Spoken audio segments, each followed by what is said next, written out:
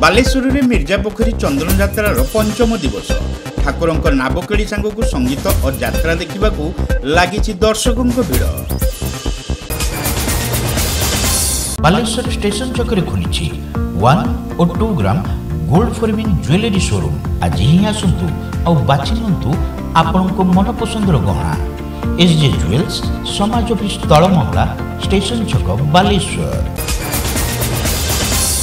बालेश्वर सहरर मिर्जापोखरी ठारे गत 6 तारिख ठारू आरंभ होइथिबा प्रसिद्ध चंदन यात्रार 107तम उत्सवर पंचम दिवस रे दर्शकों नाही नथिबा भिड़ लागिछि। एही परिप्रेक्षी संध्यारे आयोजित कार्यक्रम में बस्ता विधायिका सुभाषिनी जेना मुख्य अतिथि भाव जोगदेई संस्कृति और परंपरा को नहीं गोटे अंचल स्वतंत्र परिचय हासिल करिथाई। एही क्रम में मिर्जापोखरी ठारे 107 वर्ष धरी आयोजित होइथिबा चंदन यात्रार परंपरा मध्य अनन्य बोली श्रीमती जेना मत रखिथिले। एही परंपरा को जुग जुग धरी जारी रखिबाकू से कमिटीर कर्मकर्तांक सह जनसाधारण को परामर्श देइथिले। बालेश्वर पौराध्यक्ष सविता साहू, आईटीआर वैज्ञानिक अरुण राय, समाजसेवी सुजित देव, विकास पाढ़ी, अजय कुमार विश्वाल, पूर्वतन काउंसिलर रीतिकृष्णा स्वाई प्रमुख एते सम्मानित अतिथि भाव जोगदेई एही उत्सव माध्यम स्थानीय अंचलवासी मध्य भातृत्व भाव बजाय रही पारिछि बोली मत देइथिले। उत्सव कमिटीर सभापति पद्मलोचन लेंका एते पौरोहित्य करने सहित मिर्जापोखरी चंदन यात्रार 107 वर्षर इतिहास संपर्क में आलोकपात करथिले। कमिटीर संपादक अरुण कुमार स्वाई एते उपस्थित रही उत्सवर रूपरेख संपर्क में सूचना देते। कमिटीर सह संपादक अनुप कुमार स्वाई शेष में समस्त को धन्यवाद देते।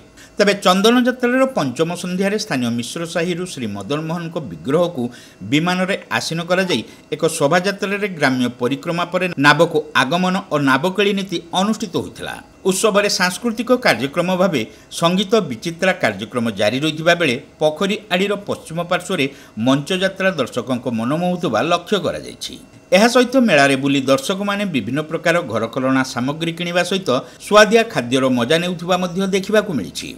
सरोज कुमार लेंका, श्रीकांत बुगुड़ाई, मनोज कुमार दास, धीरज महांती, अविनाश स्वाई, प्रभात महांती, नारायण दत्त, रंजित बेहेरा, धीरज महांती, भारत भूषण दास, सुमंत साहू, चित्तरंजन महांती, वीरेन्द्र कर, सूर्य सुंदर सेन, अशोक कुमार त्रिपाठी प्रमुख उत्सवर समस्त कार्य परिचालना करथिले। Welcome to Pratiksha Fertility and IVF Clinic, Baleshwar, where hope turns into joy. We offer personalized care, advanced treatments and compassionate support every step of the way. With state-of-the-art facilities and cutting-edge equipment, we provide the highest standard of fertility care. Pratiksha Fertility and IVF Clinic, Baleshwar. Pipe किनिबा पूर्वरु pipe रो पारिबा पणिया उपरे प्रत्येक प्रश्नर उत्तर आमे दबु। पानीर प्रखर जेते तीव्र हो अबा पानीर शिखर जेते उच्च हो, एमके प्लास्ट कंपनी रे निर्मित एमकेपी ब्रांड रो सुदृढ़ एवं दीर्घस्थायी पीवीसी एंड एचडीपीई पाइप्स सर्वदा नंबर 1। सर्वनिम्न मूल्य रे सर्वोत्तम पाइप किनिबा पई जोगाजोग करंतु।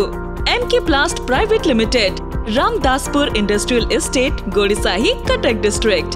पिन 754006। कॉल करंतु 8637278439 किबा ईमेल करंतु admin@mkplast.in।